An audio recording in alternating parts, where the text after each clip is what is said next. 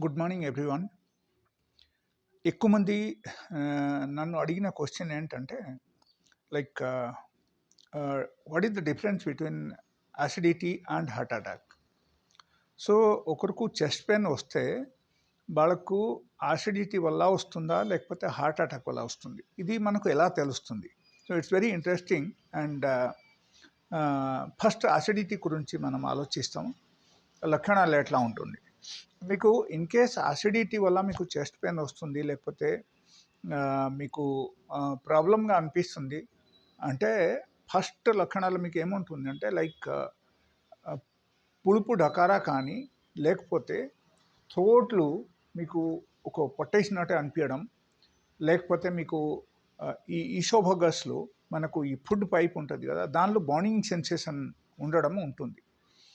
And అదే టైంలో suppose మీరు పడుకొని పోయారు అనుకోండి, ఇఫ్ యూ లై డౌన్ మీకు ఆ సిమ్టమ్స్ పెరుగుతాయి, లైక్ మీకు కష్టంగా అనిపిస్తాయి, పెయిన్ పెరుగుతాయి మీకు. So that is the actually main difference అనమాట. అండ్ అపార్ట్ ఫ్రమ్ దాట్ మీకు నార్మల్గా అన్నీ okay. And if it is in to heart attack, in case heart attack వల్ల మీకు చెస్ట్ పెయిన్ వస్తుంది అంటే దెన్ మీకు పర్టికులర్లీ ఒక్కో సైడ్లో మీకు పెయిన్ రావడం అవకాశం ఉంది. That should be on the left side only.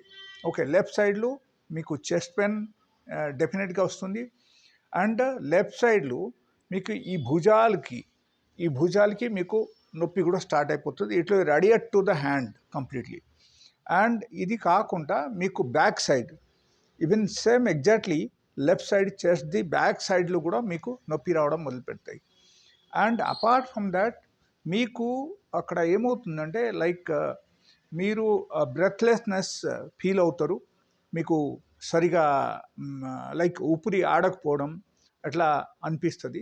And దాంతో బట్టి మీకు బీపీ కూడా పెరిగి ఉంటుంది. అండ్ కొంతమందికి స్వెటింగ్ కూడా రావడం అవకాశం ఉంది. అండ్ వాళ్ళకు ఒక కన్ఫ్యూజన్ కూడా ఉంటుంది అన్నమాట. సో ఇది అన్నీ ఉంటాయి. హార్ట్ అటాక్ కానీ లేకపోతే కార్డియాక్ అరెస్ట్ ఎప్పుడైనా వచ్చినప్పుడు ఈ టైప్ ప్రాబ్లమ్స్ కూడా రావడం అవకాశం ఉంది.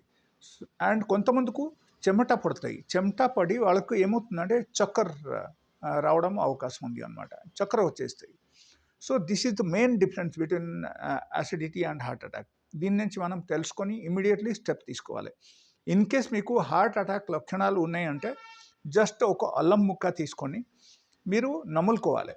అరౌండ్ 10 grams ఇట్లా అల్లం ముక్క తీసుకోండి, కంప్లీట్గా నములుకోండి.